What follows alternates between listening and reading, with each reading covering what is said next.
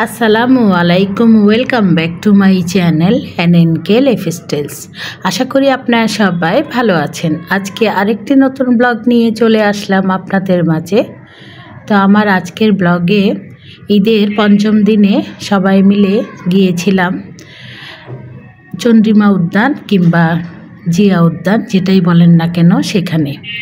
তো এটা কিন্তু আমাদের বাসা থেকে তেমন একটা দূরে না, তবে একটাই সমস্যা, রিক্সা করে গেলে তারপরে নেমে যেতে হয় আর কি, তারপরে হেঁটে আসতে হয়। আর সিএনজি করে যদি আসি তাহলে কিন্তু 10-15 মিনিট সময় লাগে, তার মধ্যেই চলে আসি। আর এই যে দেখতে পাচ্ছেন সংসদ ভবন, সংসদ ভবনের অপোজিটেই হলো এই জিয়া উদ্যান। তো এই হলো ঝুলন্ত, যেটাকে বলা হয় সিঁড়ি কিংবা সেতু, আর এটা হলো ক্রিসেন্ট লেক বলে এটাকে। তো এই চন্দ্রিমা উদ্যান কিংবা জিয়া উদ্যান, যেটাই নামকরণ করা হোক না কেন, এটার কিন্তু অজানা ইতিহাস রয়েছে। আর সেই অজানা ইতিহাসটা হলো, এটা কিন্তু চন্দ্রিমা উদ্যানই প্রথমে ছিল।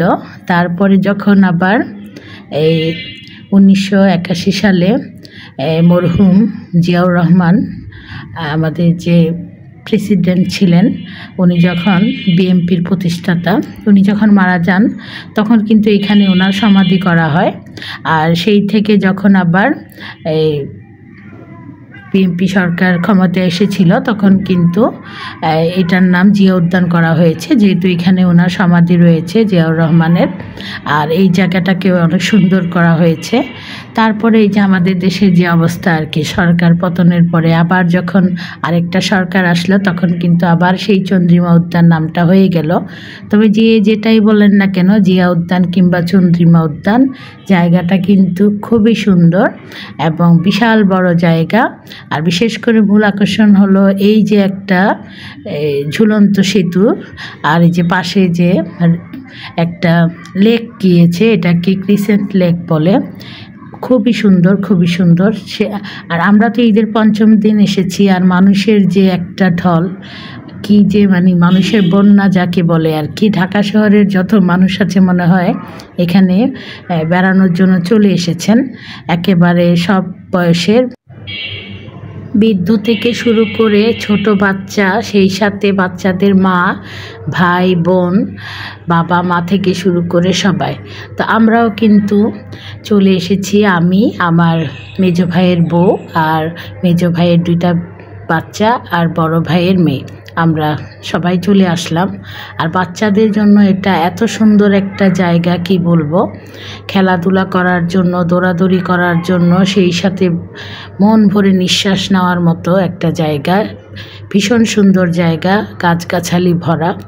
তো আমি কিন্তু এই জিয়া উদ্যানে অনেকবার এসেছি, তবে এইবার আসলাম প্রায় 4-5 বছর পর, কারণ এর মধ্যে আর আসা হয়নি। আর এর মধ্যে অনেক পরিবর্তনও হয়েছে। তো আমার ভাইয়ের বউকে নিয়ে আসলাম এই প্রথম, ভাইয়ের বউ এই প্রথম আসলো, ভাইয়ের ছেলে 2টাও প্রথম আসলো। ভাইয়ের মেয়ে অবশ্যই এর আগে আমার সাথে, যখন ও ছোট ছিল, পিচ্চি ছিল, তখন ওকে অনেক নিয়ে এসেছি এখানে। তো এখানে এসে অনেক মজা করেছে পিচ্চিরা, সেই সাথে আমরা ফুচকা খেয়েছি, আইসক্রিম খেয়েছি। তো ভিডিও করেছে খুব সুন্দর করে। তো আজকে কিন্তু পুরো ভিডিওটা শেয়ার করব না, আজকে যতটুকু শেয়ার করার করব, তারপরের দিন নেক্সট আবার পার্ট 2 শেয়ার করব। তো এই হলো জিয়াউর রহমানের যে সমাধি মাজার।